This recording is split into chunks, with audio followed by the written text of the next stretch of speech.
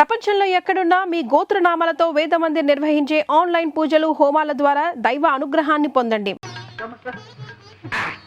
Daddy మా స్కూల్లో నేనే first. ABCD 1 2 3 4 ring ring glasses బాబా breakfast twinkle twinkle little star. Very good very good very good. Daddy మా స్కూల్లో ఫేర్వెల్ డే జరుగుతుంది. కొత్త బట్టలు బూట్లు సాక్స్ వేసుకొని రమ్మన్నారు డాడీ. మీ అమ్మతో చెప్పమ్మా. సర్లేమ్మా, మీ డాడీని ఎందుకు అడుగుతావు? ఎప్పుడైనా నిన్ను బజార్కి తీసుకెళ్లి ఒక చాక్లెట్ కొని పెట్టిన పాపను పోయారా? నేనే కొని పెడతాను అమ్మా. నాకు కావాల్సి కూడా నువ్వే కదా కొని పెడతావు, మళ్ళీ చెప్తావు.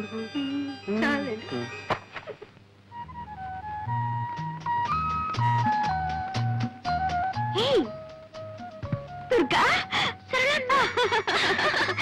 ఏమిటి ఎలా దొరుకుతున్నావు? ఎక్కడున్నావు? ఎలా ఉంటున్నావు? ఇక్కడికి ఎలా వచ్చావు? మేము ఈ ఊళ్ళోనే ఉంటున్నాం. 4 months అయింది వచ్చి. మేము అంటున్నావు? ఎవరేమిటి? నేను మావారు. వాట్? నీకు పెళ్ళైపోయిందా? చూసావా, కనీసం ఒక ఇన్విటేషన్ కూడా పంపలేదు. మమ్మల్ని అంతా మర్చిపోయారన్నమాట. లేదు దుర్గా, అన్నయ్య ఉత్తరం రాశాను, అది తిరిగి వచ్చేసింది.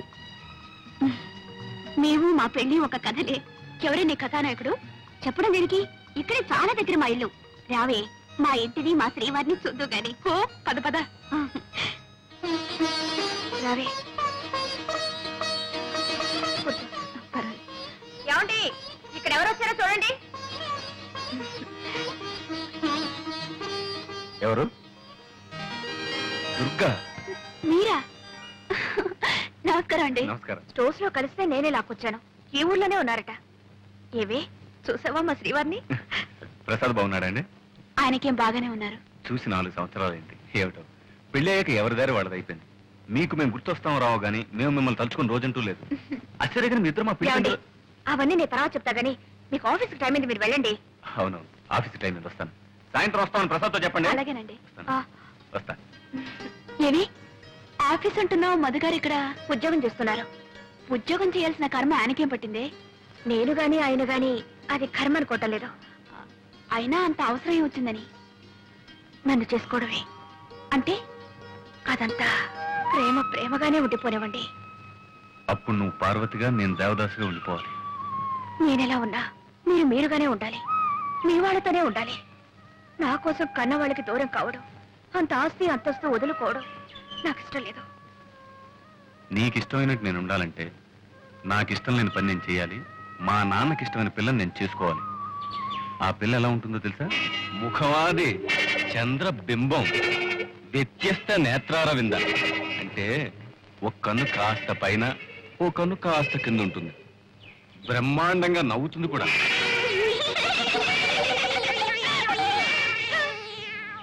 ఎలా ఉంది? కోతిలా ఉందా, పిల్లిలా ఉందా? పాట కూడా ఓ బ్రహ్మాండంగా పడుతుంది. లంగా లంగా లంగా లంగా అంటే తప్పుగా అర్థం తీసుకున్నావు. ఆ సుకుమారికి రా పలకదు.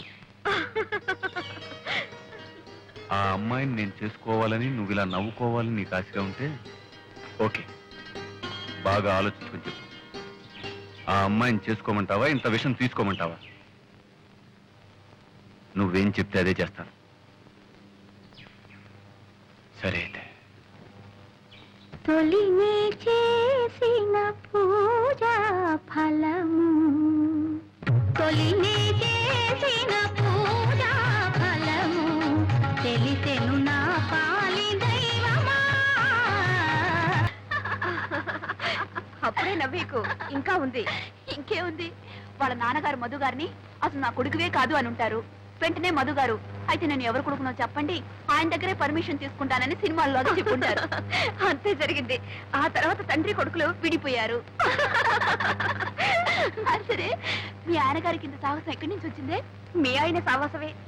సర్లే, సాహసం వస్తే మంచిదే గాని ఇంకే పోలిక రాకుండా ఉంటేనయ్యా. అదేంటి అలా అంటావు? మా అన్నయ్యకేం తక్కువ? తక్కువ కాదే అమ్మా, అన్నీ ఎక్కువే. నేను ఎన్ని గిల్లి గజ్జాలు పెట్టుకున్నా ఉలకరు పలకరు, ఋషిలా కూర్చొనే ఉంటారు. ఆయన ఓర్పు చూస్తుంటే నాకే ఓర్పు పోతుంది. ఎక్కడికో వెళ్తూ ఉంటారు, వస్తూ ఉంటారు. ఎక్కడికి నేను అడగను, ఆయన చెప్పరు. ఇక ఇంట్లో ఉన్నంతసేపు రామకోటి రాస్తున్నట్టు ఏదో రాస్తూనే ఉంటారు. మొత్తానికి ఇద్దరం మా ఇల్లు మీ ఇంటికి ఎంత దూరమో, మీ ఇల్లు మా ఇంటికి అంతే దూరం అన్నట్టు ఉంటున్నాం. అలా ఎందుకు ఉండాలి? నువ్వు ఆయనకు దగ్గర అనుకుంటే ఆయన నీకు దగ్గర అవుతారు. చూడు, అక్కర్లేని వాళ్ళని పిలిచి మీద పట్టం అడుక్కోవడం నాకు ఇష్టం లేదు. నీ ఆత్మార్పణ సిద్ధాంతం నాకు వంట పట్టదు బాబు. మా ఆయన అలా ఉండటమే నాకు ఇష్టం. ఎందుకనంటాం, మా ఆయన అసలైన మొగాడన్నవాడు తన భార్య ఒక పశువుగాను బానిసగాను ఉండటానికి ఒప్పుకోడు. ఒక వ్యక్తిత్వం ఉన్న మనిషిని పెళ్లి చేసుకుంటాడు. మేమిద్దరం అలా సమయుతులుగా ఉండటమే నాకు సరదా. మొత్తం మీద సంతోషంగా ఉన్నారు, అంతే చాలు. చీటికి మాటికి పోట్లాడుకుంటాం. అసలు నిజం చెప్పాలంటే ఏ భార్యాభర్తలు పోట్లాడుకోరు. ఎవరి ఆత్మాభిమానం వాళ్ళది. ఏవోనమ్మా, మొగుడు పేడల మధ్య ఆత్మాభిమానం అన్నది ఇంతవరకు నాకు అర్థం కాలేదు. కోరిన వరాలు ఇవ్వలేదని దేవుణ్ణి పూజించడం మాంటావా? అలా పూజించడమే ఆత్మార్పణ. అమ్మో, నీ ఆత్మార్పణ నాకు అంతకంటే అర్థం కాలేదు. నన్ను వదిలేయమ్మా. క్లబ్ టైం ఎంత వస్తాను. క్లబ్ లో కూడా చేరావా? ఏంటి క్లబ్ లో కూడా చేరావని అడుగుతున్నావు? పెద్ద తప్పు చేసినట్టు. లేడీస్ క్లబ్ ఏదో టైం పాస్ అవడానికి వస్తాను. అయ్యో, నా బ్యాగ్ మర్చిపోయాను. అయ్యో, నా బుక్. సారీ, వస్తాను.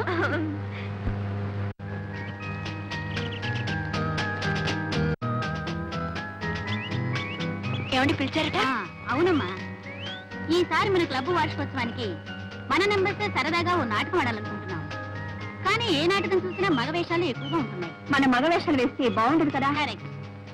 ఎవరైనా మంచి రైటర్ చేత అన్ని ఆడవేషాలు ఉండేట నాటకం రాయిస్తే సరే. ఐడియా బాగానే ఉంది, కానీ అలా రాసే రైటర్ దొరకొద్దు మనకి. ఎందుకు లేరు? చక్రపాణిని ఒక గొప్ప రైటర్ ఉన్నారండి. ఆయన నీకు తెలుసా? తెలుసంటే బాగానే తెలుసు. ఆయన చేత రాయిస్తారండి. ఇంకేం, చాలా థ్యాంక్స్ అమ్మా. అందుకే ఓకే అండి.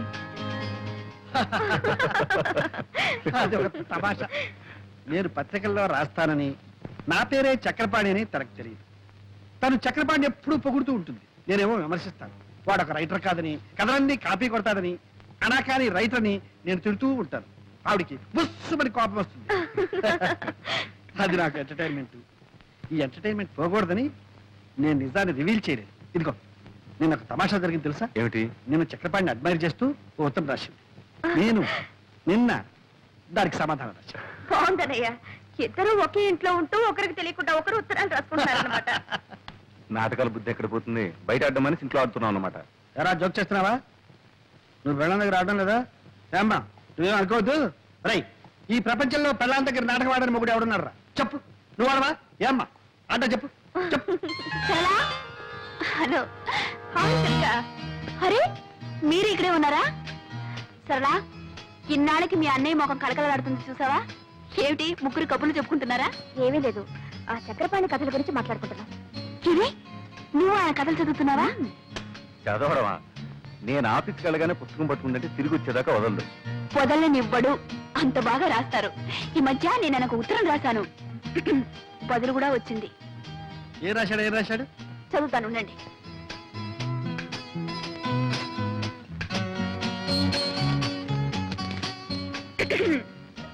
శ్రీమతి దుర్గా ప్రసాద్ గారికి మీ ఉత్తరం అందింది. మీ అభిమానానికి చాలా కృతజ్ఞుణ్ణి. మీ భర్త కూడా ఒక రచయితని, ఆయన రచనలు ఏ పత్రికలోనూ పడటం లేదని, ఆయన మీద మీకున్న అసంతృప్తిని తెలియజేశారు. మన దేశంలో ఎందరో మహాకవులు, మహారచయితలు అలా మరుగున పడి ఉన్నారు. మీ భర్త కూడా ఒక మహారచయిత అయి ఉంటాడు. ఎప్పుడో ఒకప్పుడు తప్పకుండా వెలుగులోకి వస్తాడు. సర్లేండి. చూసారా, మీరేమో ఆయన కాపీ రైటర్ని తీసి పారేస్తున్నారు. ఆయన మిమ్మల్ని గొప్ప రచయిత అని మెచ్చుకుంటున్నారు. అదే ఆయన గొప్పతనం. గొప్పతనమే. నన్ను గొప్పాడు చేసి అతను గొప్పాడైపోయాడు. ఏడ్చిందో ఏడ్చాడో ఆయన గొప్ప మనిషి. అన్నట్టు మా క్లబ్ యానివర్సరీకి ఆయన చేత ఒక నాటకం రాయిస్తున్నాం. ఆ బాధ్యతంతా నాకే అప్పగించారు తెలుసా? ఇక కథ వచ్చినట్టే.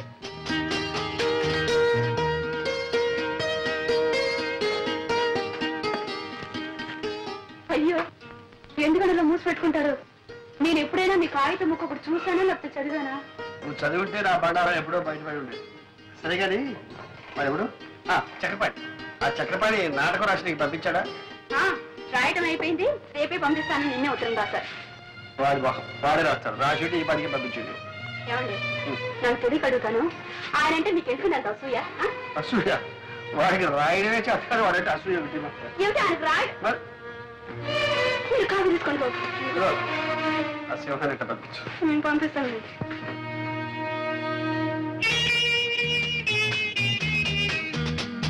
దుర్గా, నువ్వు కొంచెం హెల్ప్ చేయాలి. ఎందుకే? దివ్య నెక్లెస్ కొనుక్కుంటుందట, నువ్వు వచ్చి సెలెక్ట్ చేయాలి. తనకు కావాల్సిన తను కొనుక్కుంటుంది. మధ్యలో నా సెలక్షన్ ఏమిటి? అదేమిటి నీకు లేటెస్ట్ ఫ్యాషన్స్ తెలుసని అడుగుతున్నావు. అయ్యో అదేం కుదరదు, నువ్వు రావాల్సిందే. అవునే రావే. ఎందుకు వెళుతుంది? ఏంటో స్కూల్లో గొడవ. చూపించమ్మా. ఏమిటమ్మా ఇది? డాడీ, నా ఫ్రెండ్ లలిత నేను ఫైటింగ్ చేసినప్పుడు కింద పడేసి నన్ను కొట్టింది. కింద పడ్డాక గాజులన్నీ పగిలిపోయి గుచ్చుకుని రక్తం వచ్చింది చూడు డాడీ. నేను ఏడుస్తున్నప్పుడు ఆ లలిత లేదు, నాకు బంగారు గాజులున్నాయి నీకు లేవు అని వెక్కిరించింది. డాడీ, నా అక్కడ బంగారు గాజులు చేయించవా? అలాగేనమ్మా, చేస్తా. చిన్నబాబు, 600 106 చిన్నమ్మకి బంగారు గాజులు చేయించాలి. సరేలేరా, ముందు పాపని తీసుకెళ్ళి ఆయింట్మెంట్ ఏదైనా వెయ్యి. అయ్యా, చిన్నమ్మ గారికి బంగారు గాజులు.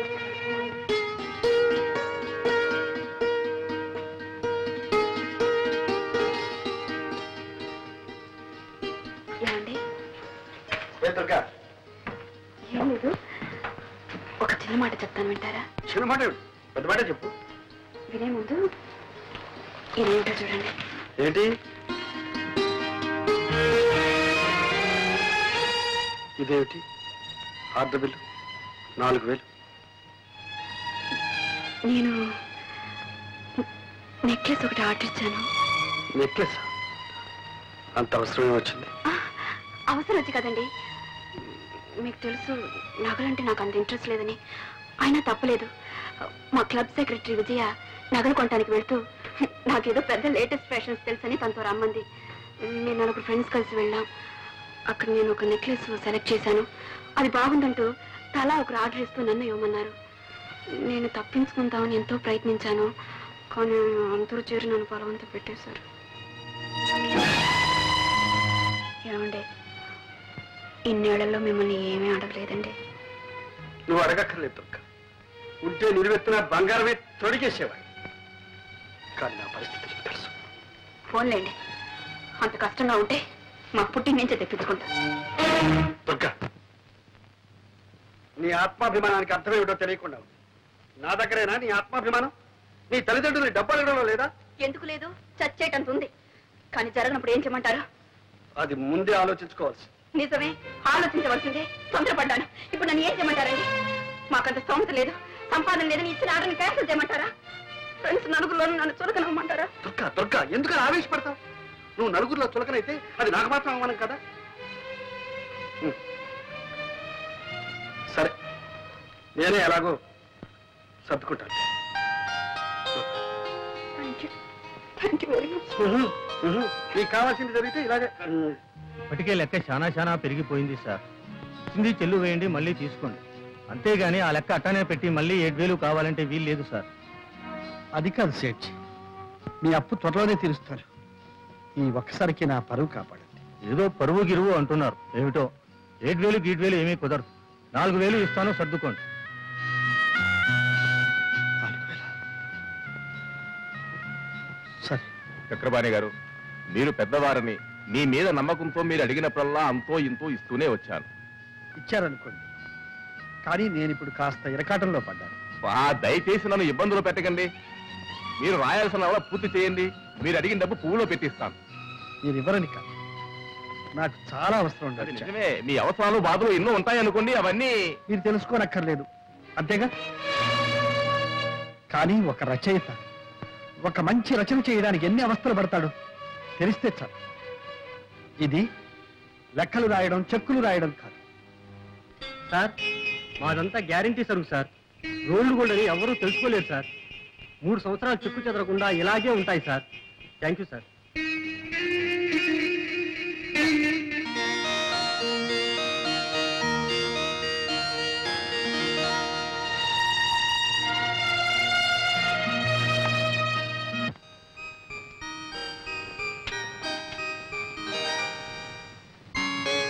దుర్గా,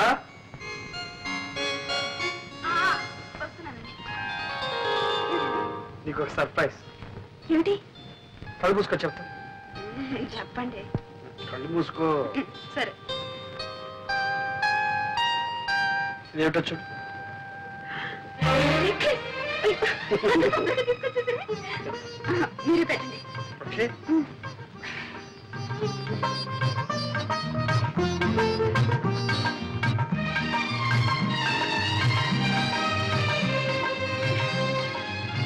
చాలా బాగుందండి. చాలా థ్యాంక్స్. కవిత ఎక్కడ ఇంకా స్కూల్ నుంచి రాలేదు. ఇదిగో ఈ గాజులు కవిత. ఏమిటండి ఈరోజు మీకు ఏమైంది? ఏం కాదు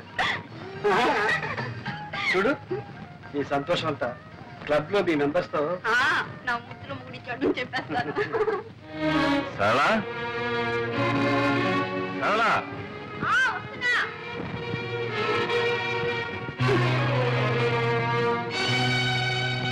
సరళా నేను భోజనం చేశాను, నువ్వు భోజనం చేయి.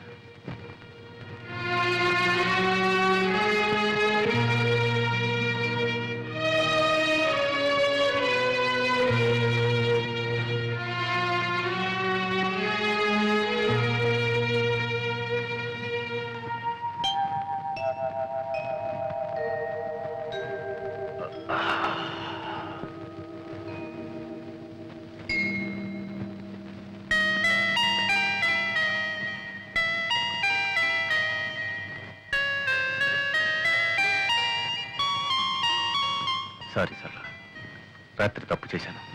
ఇప్పుడు అవన్నీ ఎందుకండి, కాఫీ తీసుకోండి. రాత్రి నేను తాగొచ్చాను. తెలుసు. మా ఫ్రెండ్స్ ఆఫీసర్స్ అంతా బలవంతం చేశారు, తప్పలేదు. నువ్వేమైనా అంటావేమని భయపడ్డాను. ఎందుకో నేను ఎప్పుడన్నా మిమ్మల్ని ఏమన్నా అన్నానా? సరళ, ఇంకెప్పుడు తాగను. నవ్వుతావేంటి? తిడతావనుకున్నాను.